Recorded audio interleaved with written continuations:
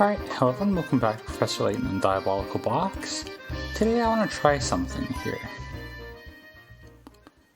Remember, I just want to check here real quick, because we got the hamster done, and we also ostensibly got the camera done, although I think we need to do all the photos for that.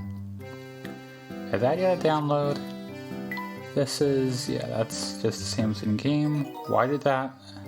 Okay, sure. But yeah, we unlocked this, so did we do these like as we unlocked them in the previous game? I think we did. Yeah, we definitely did, so that's something we'll be doing here. I don't know if we'll do these all in like one video or if we'll do them one per video, but let's do 145, 500 pearls to start. Here, Luke, give this one a try. Because that's something we did in the first series, right? Puzzle 145, 500 pearls, 70 pick rats. We like spaced these out. These bonus puzzles. A magician charges a traveler with a task. Take a certain number of pearls out of a bag of 500. This number, when divided by any number 2 through 7, always produces a whole number if you remove one pearl before dividing. Number of pearls the traveler takes from the bag doesn't produce a whole number when one pearl is removed and the remaining pearls are divided by 4. But this number meets the other conditions. How many pearls did he take from the bag? So this is the LCM of 2, 3, 5, ostensibly 6, but that's covered by 2 and 3, and 7 plus 1, right? And since these are all coprime, it's just multiplying, which is 2 times 3 is 6, times 5 is 30, times 7 is 210. That's 211. So you remove one pearl, you get 210. That's divisible by 2, it's divisible by 3, by 5, and by 7. Is that not the answer? Is that just it? Let's see if this works. Oh, okay, that seemed weirdly easy, Piece but of cake. I guess that's kind of more the kind of puzzle I'm oriented towards. Brilliant. The answer is 211 pearls. The magician essentially asks for a value 1 more than a value that, when divided by any number 2 through 7, produces a whole number. Any of these numbers divides neatly into 420, so when 1 is added to it, you get the magician's number, 421. The number of pearls the adventurer had is a number that's neatly divided by any number from 2 through 7 except 4. Adding 1 to that gets you your answer. Yeah, it's just, the LCM. This diagram on the left is technically slightly wrong, since, adding in the LCM of 4, no, they're both wrong, because like you're not multiplying 2, 3, 5, 6, and 7. Because the 6 is covered by the 2 and the 3, and half of the 4 is covered by the 2, so. Anyways, well done, Luke. I know you had it in you. I don't know if we do these all in one video or if we split them up before, but let's do them all in one video here. 146 angles in a box. Why don't you give this one a go? 146 angles in a box, 70 pick rats. In the cube below, in the center of 3 sides of the cube are dots A, B, and C.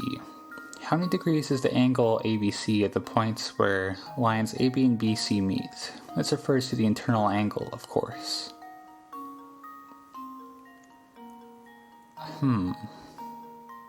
Is there an easy way of doing this? I think there is. Like, you could write this as 0, 0, 0, and like, say this one would be like 2, so then, and then like work out the angles like that. That would do like some 3D stuff. I think the trick here is if we take the side of like this, we can continue this pattern, right, of meeting them up to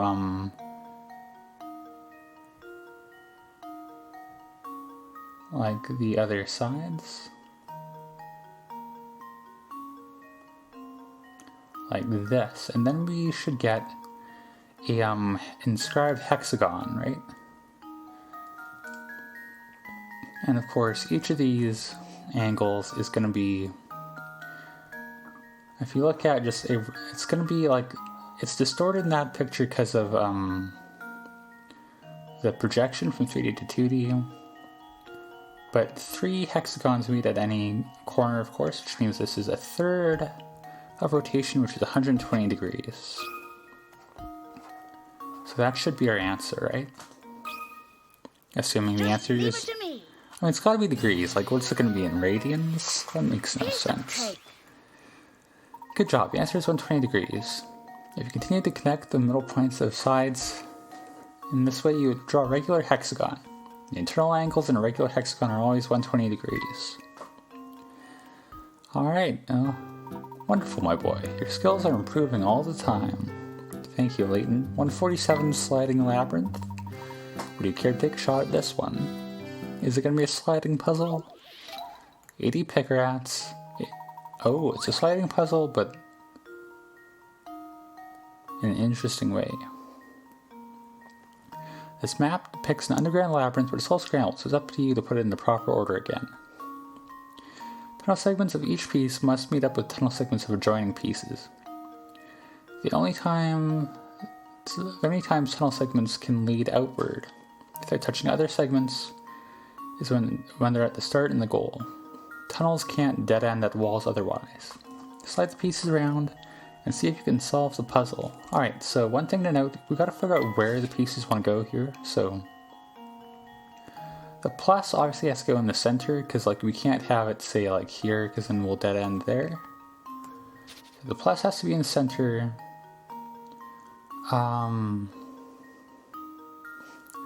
The T to the right of that, likewise, can't be anywhere but here. I don't know. There's a few other places the other pieces could be, so I'm going to slide it around a little bit first here, and we'll see what we get. Like, I think, for the most part, though, I am just going to kind of slide this around and hope for the best.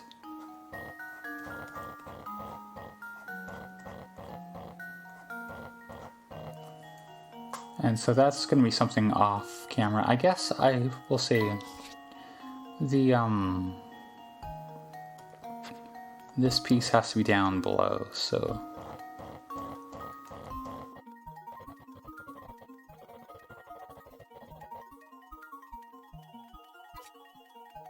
likewise that curvy bit has to be there because it's got to connect, everything's got to connect up.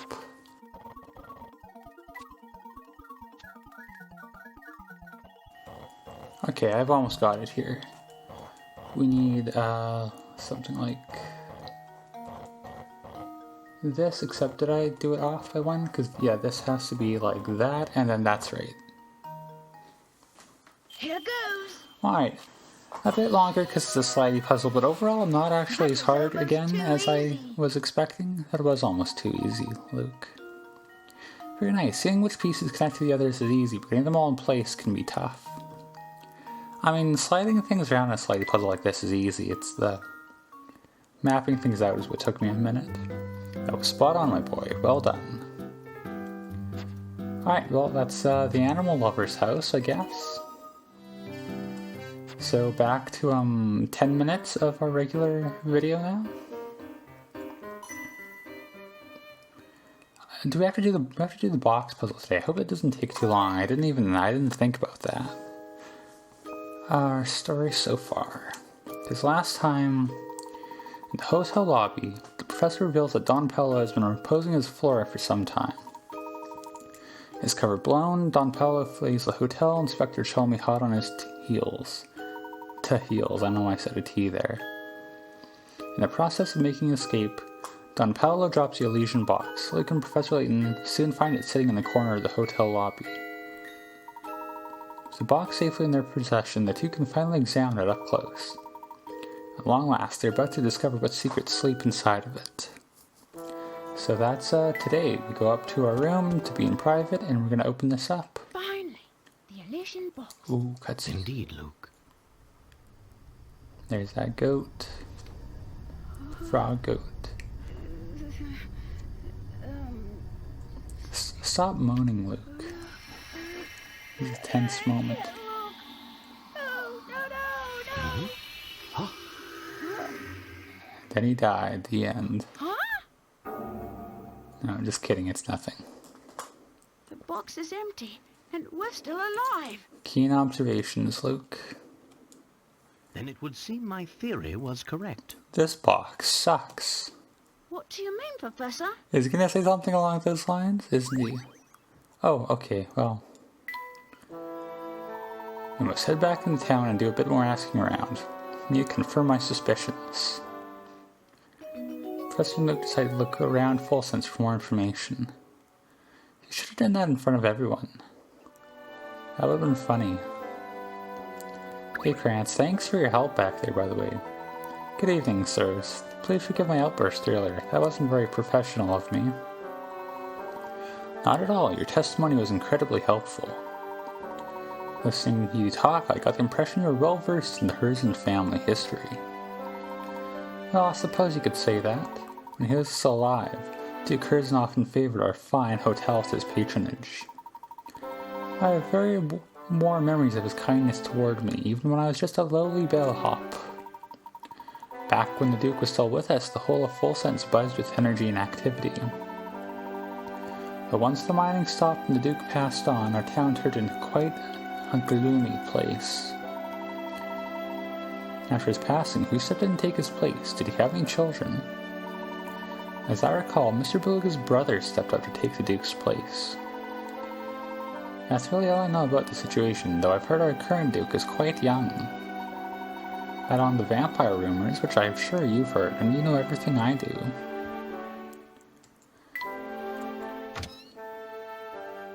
So yeah. Oh, there is Samuel. I gotta remember to make him sound more drunk. Yeah, it's my main dudes. You're the only reason I didn't catch that bogus charge. To say thanks, I pulled some strings with the museum curator and got him to open up the place for you. That was actually very nice. It's not much, but maybe you'll find some righteous info there to help your case. Make sure you check it out. Thanks, Sammy. It got pretty hairy back there for a little bit, didn't it? I still haven't gotten over to discovering Mr. Beluga is actually part of the Herzen family. Yeah, my uncle never really told me much about it all. I just know he had some kind of blowout with his dad, the Duke, and decided to leave for good. He did talk a lot about the brother he left behind, though. He had a real soft spot for the guy. But now it looks like that gnarly vampire is running around the castle. I hate to say it, but I doubt anyone survived that wicked, scary monster moving in. We got a diary key. Their access granted, the Professor and Luke decided to visit the Herzen Museum again. Where I forgot that, I forgot before, what is wrong with me? I forgot before that, Mr. Beluga was the Duke's younger brother.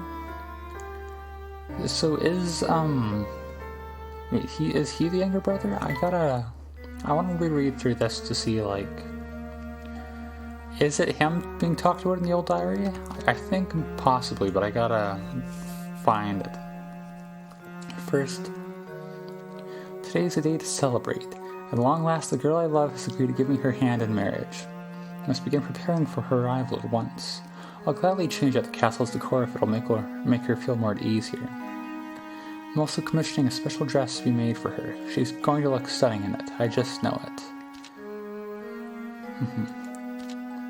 So that's something too. I remember... Yeah, this is... younger brother's mentioned briefly there. I think... It's all about, yeah, younger brother always seems irritated. There we go, he's left Full Sense for good. So I'm pretty sure that is, Beluga, then. Be talked about there. I mean... Like I said, I'm surprised how fuzzy I am on the plot of this game. Oh boy, I don't know why I said your name. Full Sense used to be home to many families of noble birth. Then Duke Herzen discovered vast gold deposit in the outskirts of town, which changed everything. Didn't we already read this? Yeah, and Savory... Yeah, we definitely read that already. Yeah, I guess it has been a very long time since I played this. I played this right when it came out, right? But, I think we might actually end things here. I know it's been like a shorter episode, especially with, how much of it was taken up by the Animal House. But, I feel like this is a good place to call it. It's been not quite a session length, but, we've had kind of longer recordings recently, so I feel like I do kind of want to err on the shorter side today. But I feel like we made some good progress despite everything, so yeah. Call it here. I'm gonna look up for next time, like, when did this game come out in